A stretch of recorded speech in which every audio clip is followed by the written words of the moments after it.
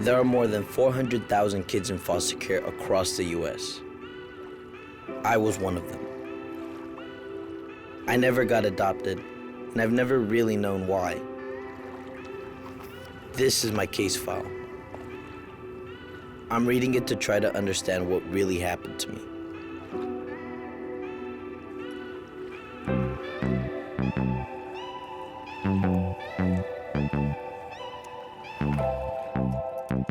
I went into foster care when I was just a year old. I was separated from my brother and sister. He got shipped out to a different part of California. She wound up in Idaho. I mostly stayed in the Bay Area, but I don't remember a lot of my childhood. Like this picture. I don't know who these people are. That's me in the middle, about the age of 5.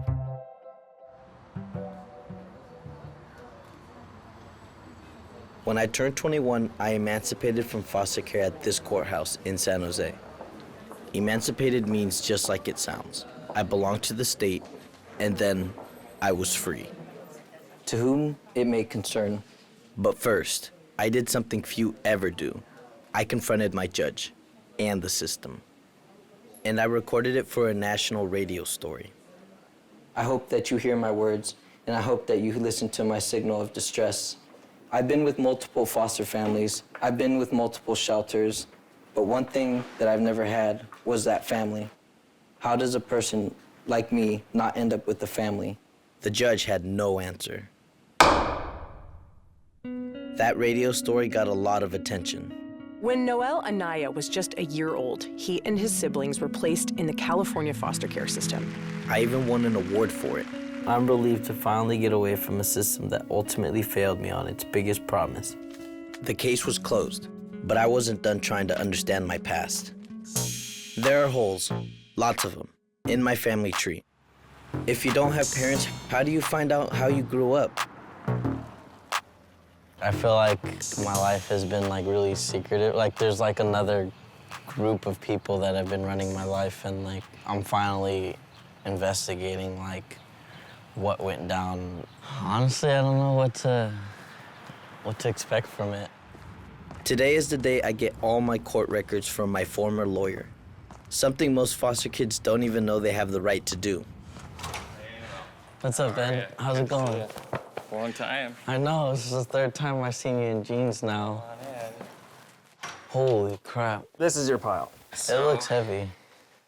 Where would I even go about starting to find where the case plan got changed to long-term? So you're asking when it would have changed toward adoption? To long-term. Oh, from adoption to long-term foster care? Long-term foster care is what the system calls it when they stop trying to get you adopted. Instead, the plan is that you'll age out of the system. This looks like 2007 is when it moved over from a plan of adoption. I think you might have been 11. Yeah, you were 11 at that point. Okay. Which means I was in 6th grade. Leaving my lawyer's office, I'm excited and weary. I'm going to look at my records for the very first time. There's so much I've always wanted to know.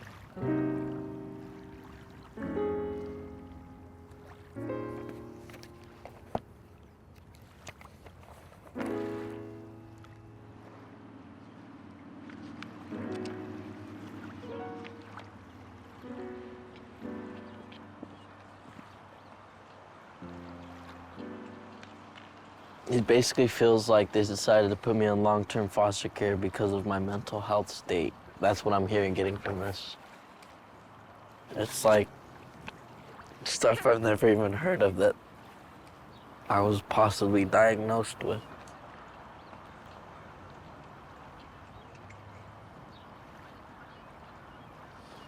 And domestic violence is in this. At least I can know that happened with my mom.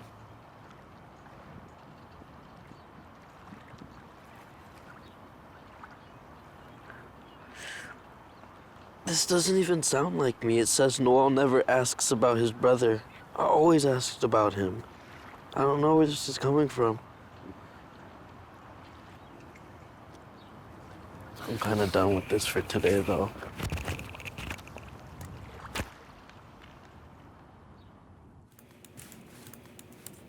My radio piece boosted my social media profile, and I decided to reach out. I'm looking for someone who's willing to share their experience in the foster care system for a video that I'm working on. Reading my records makes me want to meet other kids who are going through what I went through.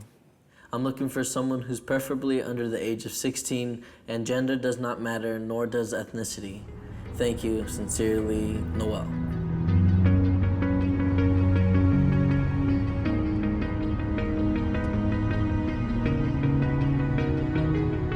Chris Hernandez wrote me back.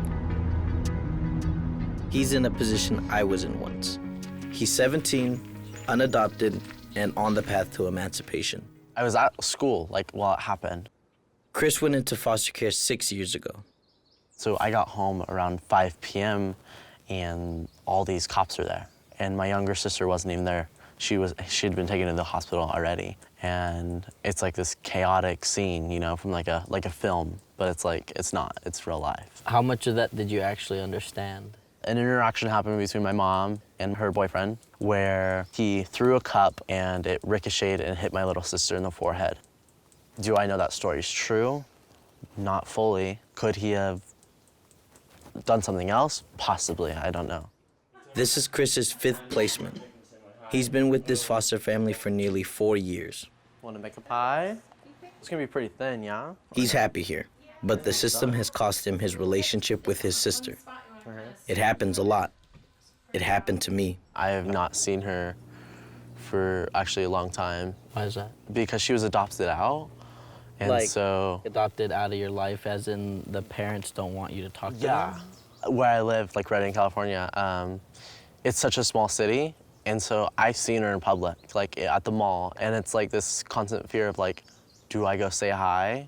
Man, I'm sorry to hear about that. Yeah. That can be rough. I had a sister that was adopted too, and definitely in the same situation. Teens in foster care, like Chris, rarely get adopted. Only 1 in 10 adoptions nationwide is of a teen.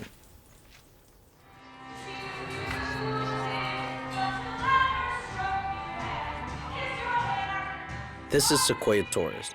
She's about to turn 16 and beat the odds.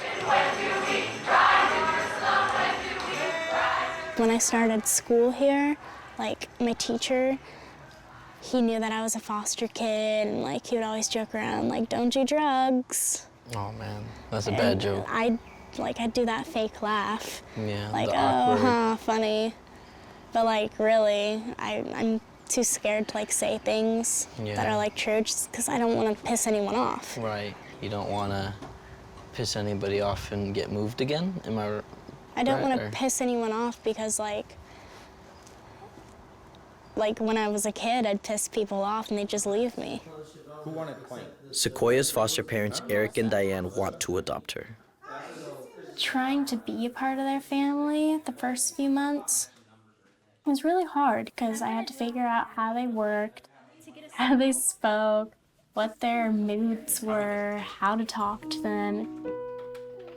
You kind of change yourself when you move in with someone else to meet their expectations.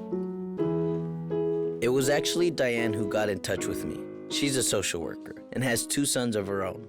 I think we saw her every day for the first week before she was placed with us. And my husband said, this feels like she's interviewing. She's literally interviewing for a family. That was really awkward. And I remember her saying, do you like me? So what do you think of me? Several times.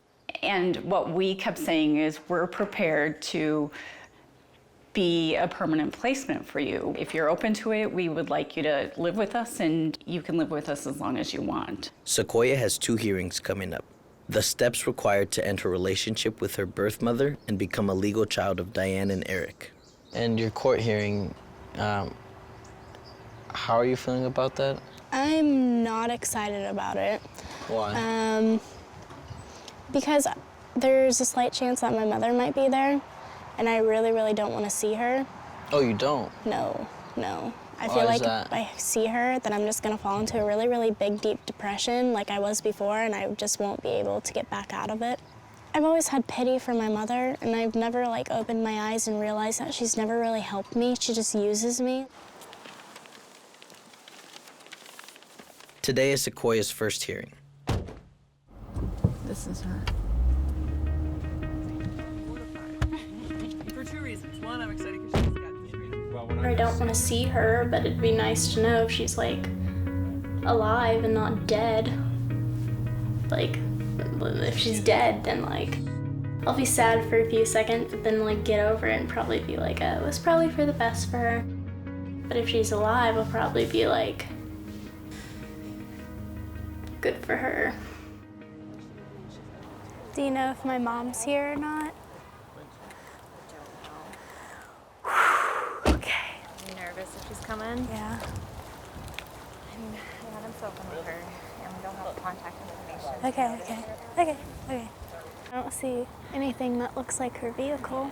So. Do you know what kind of vehicle she drives? Do you remember? Or does it change a lot? I know that the cops found her vehicle at like Safeway. Sequoia's mom didn't show. Every child and youth in foster care is in foster care because they were maltreated to the level that a court found that they needed to be removed from the custody of their parents. I've known Amy Lemley for years. She runs a California youth advocacy group. We don't talk about it because it's a hard thing to talk about. Child abuse is not something anyone likes to think about. But that is where the foster care system starts. Kids don't get assigned and randomly dropped into foster care. They get removed because their life is in jeopardy. I've had some time to read through these files. They answer a lot of questions, like how I entered the system. The story that I was told on how I entered was that my mom was a person that could be easily manipulated, and then she realized she was going down a terrible hole, and she wanted to almost get out of that life, and my dad had made some really bad decisions. It got to a point where she was gonna threaten him, and so my father like grabbed me and held a gun, and like that was a threat. It was my life. And I never knew if it was true or not. And from reading in here, the person that went to look at the scene saw that my mother actually did get beat, and there was a search warrant out, and they found my father in the bedroom with a loaded revolver. Foster care may have saved my life, but it's a crapshoot. My friend Tisha is proof of that. She has been homeless on and off for several years, and we're about to pull up to where she's staying at right now, which is a temporary shelter. I got some special permission to have a conversation with Tisha in a private room. Tisha spent almost as much time in foster care as I did. She aged out, unadopted, at 18, before California extended its benefits to 21. Now she's 25 and trying to finish an undergraduate degree. Between 12 and 18, I was in about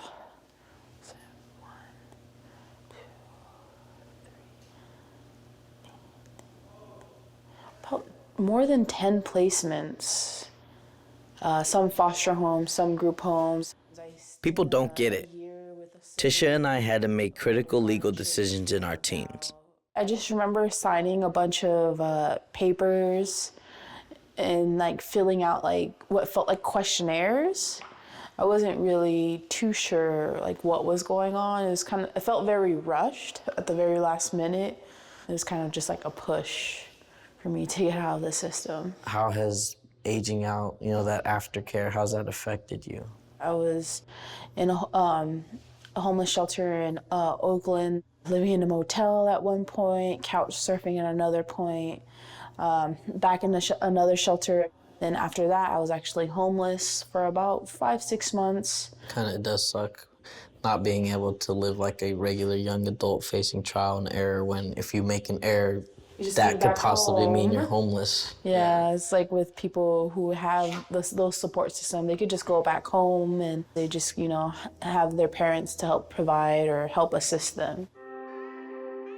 One study followed kids for several years after aging out. About 1 in 3 had been homeless. Less than 9% graduated college. And nearly half were incarcerated at least once. This former foster care social worker has moved on to the prison system. He's asked to be anonymous. Foster care is basically they're training you guys for the adult system, jails, prisons. Have you ever seen any of your own kids that you had on your caseload go through that system? Yes, more often than I would like to say. And it's sad because even when I was working with them back when they were minors, I knew there was a big probability that they would end up there. For older kids, you know, do you know the adoption rate or the issues with getting a forever family? For the most part, once the minors reach 12, 13, 14, like preteens or teens, the probability of them getting into a forever family is very slim. I spent most of my life with a single foster family in California. As a 6-year-old, I had no idea they weren't my biological parents. And when they told me they weren't, it like blew my mind. I freaked out and like I immediately asked them, can you adopt me? And they didn't want to. And I think that was the most hardest breakup or realization that was humiliating. It's like, not only are you not my parents, but you don't want to be. The reason they told me is because there was still a chance I could get adopted. When I was 8, I moved to Idaho to reunite with my sister. I went from a little brown boy living in the Bay Area going to Idaho. And it's like, it was a really big culture shock. And then living with my sister was great, but she was going through her own issues. I thought I was hitting the lotto, getting this whole fantasy thing, a nice, decent family. But then like, they were constantly frustrated with her and me. And I think she was frustrated that I was there because I was taking her shine. I had my own issues. I acted out. My foster parents put me on meds. I had a bad reaction.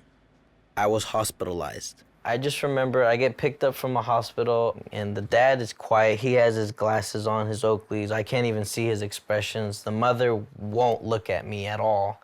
They don't really hug me when they pick me up. And then like they take me to this really ugly building. They like open the trunk. I didn't realize that my stuff was in the trunk and I was like, hey, why is my stuff here? And they're like, here's your necessities, we'll mail the rest. And they're talking to an 8-year-old like I know what that means. And then like, I just remember the mom getting really sad, like, we're sorry, we did everything we could. And I was like, so that's it? You're giving up on me? I wish like as a kid I was able to say that to them, but I don't have those communication skills. They don't teach you how to love yourself. They don't teach you how to stand up for yourself. They just teach you to change for those people. Hello. Hi, Diana Smith. Hi, what's the address? It's Sequoia's big hearing. She's getting a family, adoptive parents. We're on our way to my court hearing.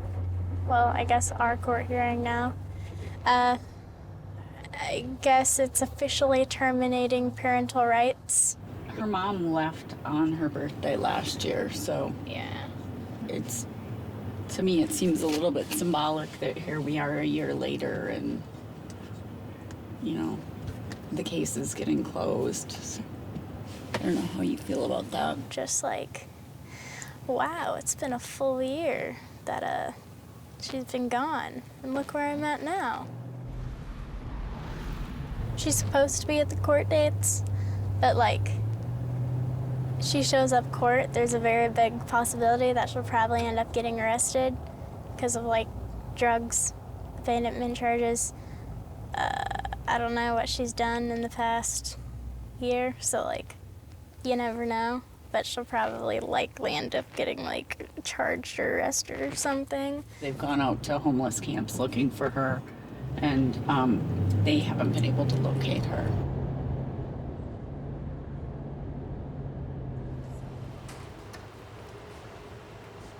I'm so used to sleeping on a mattress on the floor, or just fending for myself, or being in a cockroach-infested home, or living in motels, or spending the nights in cars. So I want stability. Victoria, how you doing? I'm doing pretty good. This hearing is set for a 366.26 hearing. Kelly Bentley on behalf of Mother Nicole Torres, who is not present. The department did exercise due diligence in trying to locate the mother. But the court's aware that your biological father died when you were young. Why I'm scared to age out of the system is because that's what my mom did. My mom was a foster child. The court finds by clear and convincing evidence that Sequoia is adoptable, that she is both generally and specifically adoptable. And to be straightforward with you, a lot of 16-year-olds are not generally adoptable. Really? Yeah. But you're absolutely adoptable.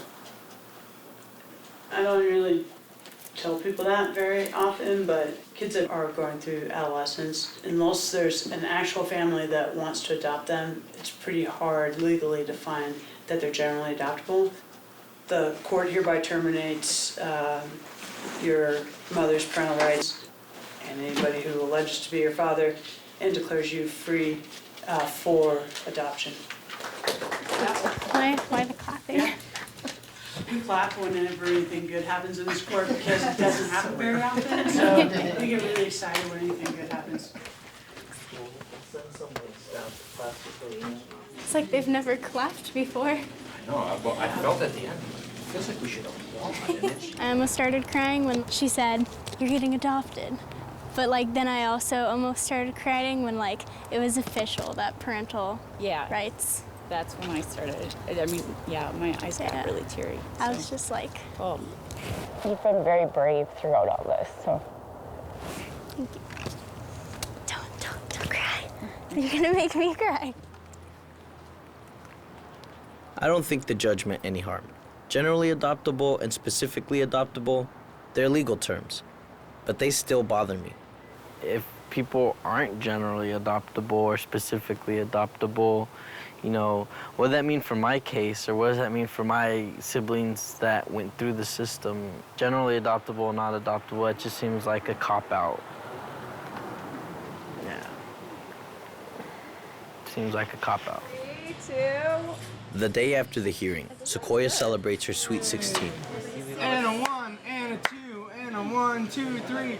Happy birthday. At a certain age, they just give up on you. There's a label on teen foster kids that says that we're bad. You're never invited ever. You're not invited to my birthday party. There's these willing adoptive parents who want to adopt kids, but have waited like years to get like that 7-year-old or that baby or that 3-year-old, when literally if you wanted to adopt a teen, you can get one in the first 15 minutes that you're able to adopt. Okay, pictures. Pictures. All kids are adoptable. It's just a matter of you wanting to work with them. Oh, she's like right. However much you want, Megan. The thought of adoption now, it's like, why would I do that? Trust is hard, you know? Chris's foster family actually offered to adopt him, but he turned them down. 2 years ago, Chris started having visits with his biological mom. Was there ever a question about possibly reunifying with your mother? No, like she when I was first placed into foster care with my sister, she was in a program, right? And she didn't complete the program. She didn't test clean. How'd you deal with that? It wasn't fun to hear that, like, oh, she still continued to do drugs. That's not fun.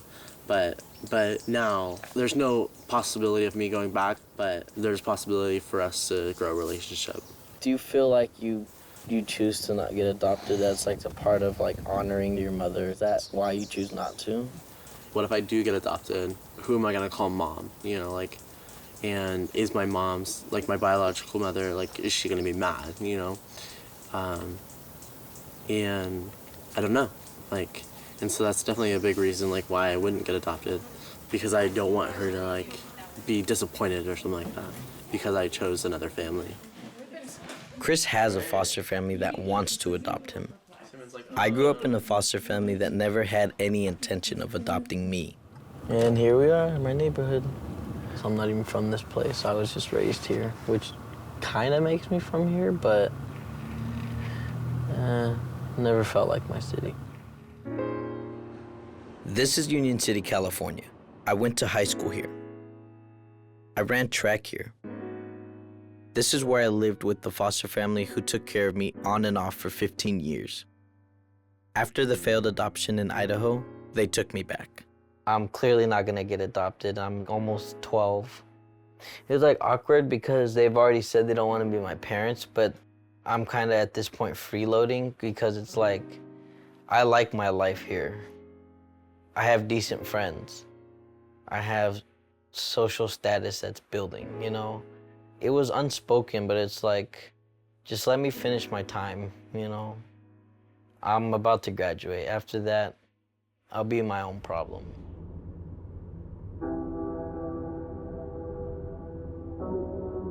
I met my biological mother when I was 14, and we've managed to build a relationship.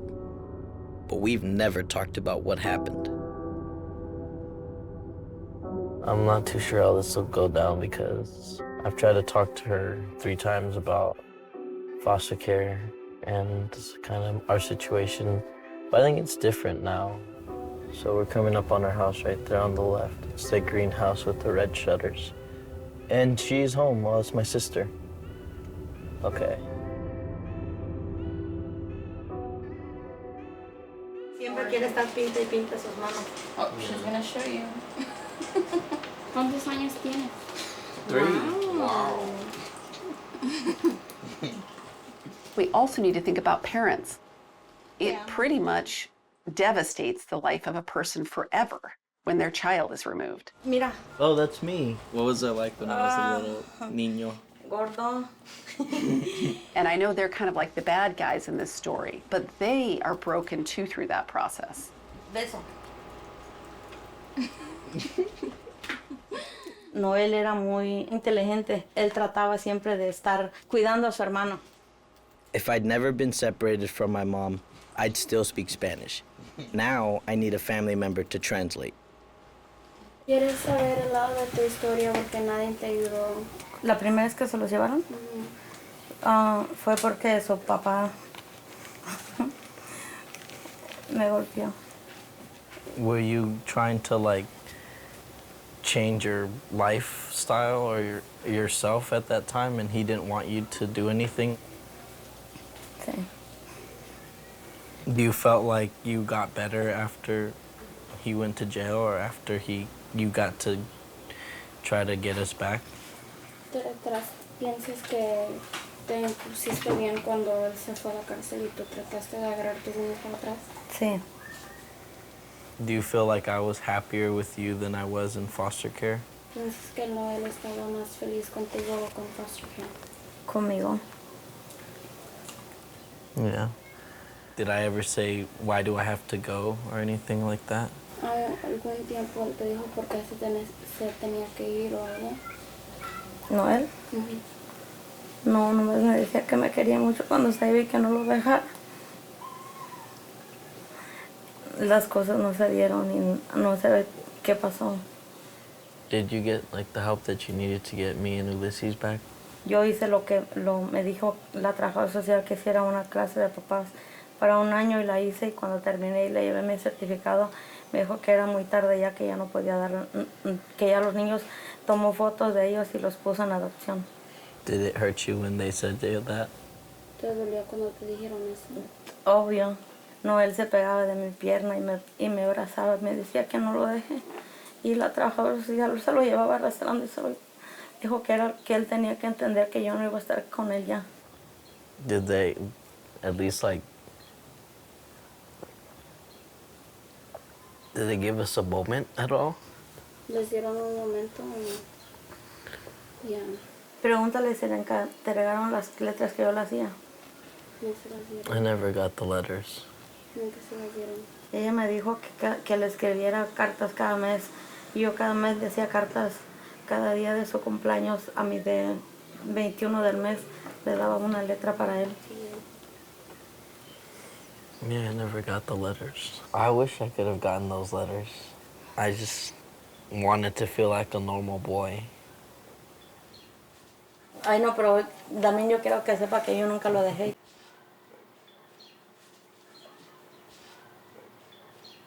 Yeah. I love you so much. I love you too, Mom.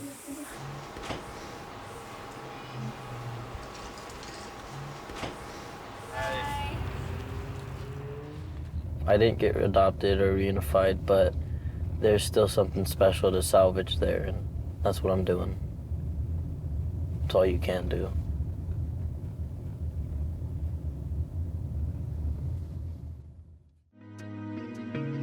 Tish is no longer homeless and plans to become a paralegal. Chris left Reading to go to university in Sacramento. He checks in regularly with his foster family. Sequoia's officially been adopted. She's a senior in high school and says life's good. I don't want to tell people my life story over and over again. I've lived here, I've lived here, I've lived here, I've lived. There's just a certain line, and like, here's the line. I'm across that line, like way over there, like the healthy line. And as for me, I'm headed to SF State for my junior year of college. I have an apartment of my own in Oakland, and I'm in touch with my foster family and biological family. I care about them a lot. For those of us who age out of foster care, things don't always happen the way we might have wished, but we make the most of them as they are. Come on, it's story time. Okay. Love is you and me. El amor somos tú y yo. El amor es una aventura. Love is an adventure. I don't even know if I'm saying it. El amor es dulzura. Dulzura. Cucharadas. A cucharadas. A cucharadas. Love is a spoonful. Oh. Oh. El amor es una canción. Canción. Love is a song. Can you sing? Oh. No? Okay. El amor es contar cuentos. Oh, nice. Love is a story.